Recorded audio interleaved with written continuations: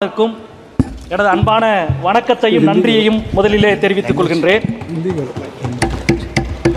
அவைத்தலைவர் அவர்களே, இந்த நாடாளுமன்ற தேர்தலின் தீர்ப்பை உள்வாங்கிக் கொண்டதாக இந்த அரசினுடைய உரை அமையவில்லை. குறிப்பாக சொல்லுவதாக இருந்தால், இந்த தீர்ப்பு ஆளுங்கட்சியினுடைய 64 எம்பிக்களினுடைய பதவியை பறித்திருக்கிறது. இன்னும் சொல்லப்போனால், உங்களது கார்ப்பரேட் நண்பர்கள் கட்டமைத்த எக்ஸிட் போல் கற்பனைகளை தகர்த்திருக்கிறது. இன்னும் சொல்லப்போனால், தெய்வ குழந்தை சொன்ன பல கதைகளை மக்கள் பொய்யென நிரூபித்திருக்கிறார்கள்.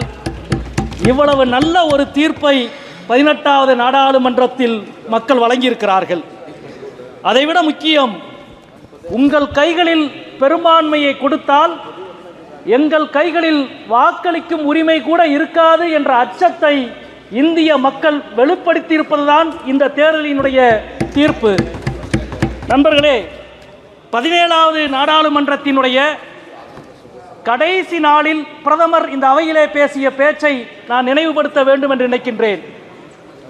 அவர் பேசினார். பிரதமர் அவர்கள், தேர்தலுக்கு பிறகு இந்த அவையில் எதிர்க்கட்சிகளுக்கு இடமில்லை, பார்வையாளர் மாடத்தில்தான் எதிர்க்கட்சிக்கு இடம் என்று பிரதமர் பேசினார். ஆனால் இன்றைக்கு எதிர்க்கட்சி தலைவரின் உரையை 2 மணி நேரம் உட்கார்ந்து கேட்க வைத்திருக்கிற பெருமையை இந்திய வாக்காளர்கள் நிலைநிறுத்தியிருக்கிறார்கள்.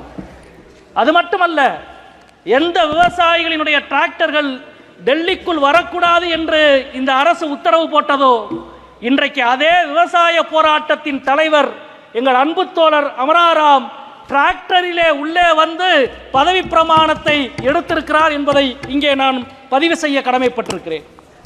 பிரதமரினுடைய அந்த பேச்சு முழுக்க முழுக்க அயோத்தியை பற்றி இருந்தது. ஆனால் இன்றைக்கு குடியரசுத் தலைவருடைய உரையில் அயோத்தி என்ற சொல்லே இல்லை. உங்களுக்கு வாக்களிக்காவிட்டால் அயோத்தியையும் கைவிடுவீர்கள், ஆண்டவனையும் கைவிடுவீர்கள் என்பதுதான் நீங்கள் இன்றைக்கு குடியரசுத் தலைவர் உரையின் மூலம் இந்த நாட்டு மக்களுக்கு சொல்லியுள்ள தீர்ப்பு. இன்றைக்குத்தான் அயோத்தியை பேச வேண்டும். ஒரு பொது தொகுதியில் பட்டியல் சமூகத்தை சார்ந்த ராம்தேவ் பிரசாத் என்ற நாடாளுமன்ற உறுப்பினரை, அவதேவ் பிரசாத் என்ற நாடாளுமன்ற உறுப்பினரை மக்கள் தேர்வு செய்திருக்கிறார்கள். எவ்வளவு அழகான ஒரு ஜனநாயகத்தின் தீர்ப்பு!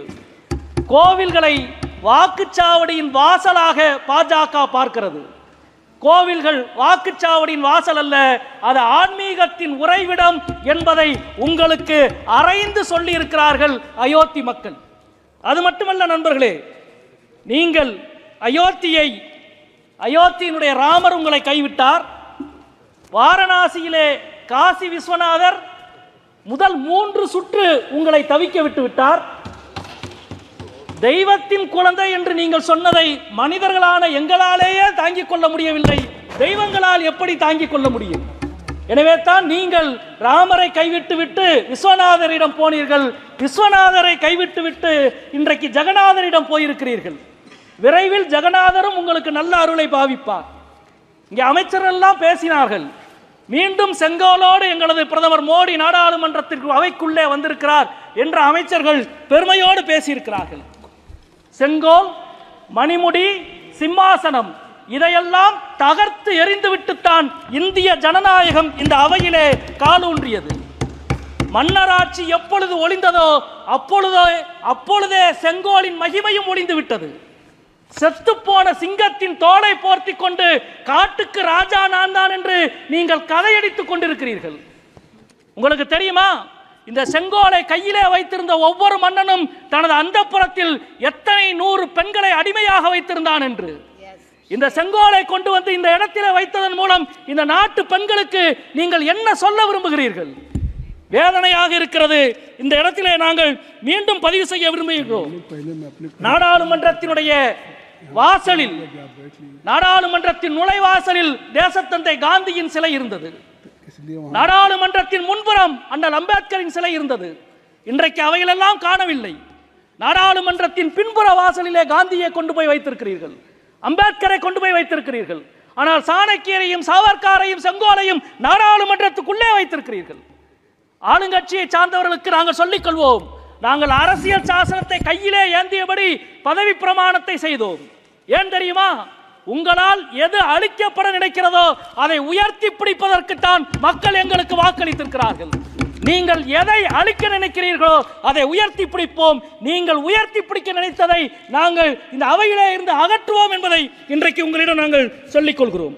அதே போல செங்கோலுக்கு 2 பெருமை உண்டு. 2 பெருமைகளின் குறியீடு. ஒன்று மன்னராட்சியினுடைய குறியீடு. Okay sir. சார் அதே போல 2வது குறியீடு உங்களுக்கு தெரியும், அறம் நேர்மையினுடைய குறியீடு. உங்களுக்கும் நேர்மைக்கும் என்ன சம்பந்தம் இருக்கிறது? தமிழ்நாட்டு தேர்தலுக்கு 8 முறை பிரதமர் வந்தார். தமிழ்நாட்டின் பெருமையை, தமிழ் மொழியின் பெருமையை, தமிழ் பண்பாட்டின் பெருமையை பேசினார். தேர்தல் முடிந்தது. உத்தரப்பிரதேசத்தில் போய் தமிழரை பற்றி நீங்கள் என்ன பேசினீர்கள்? பீகாரில் என்ன பேசினீர்கள்? ஒரிசாவில் என்ன பேசினீர்கள்? உங்களுக்கு அந்த அரசியல் அறமும் நேர்மையும் இருந்திருந்தால் அதை நீங்கள் தமிழ்நாட்டில் பேசியிருக்க வேண்டும்.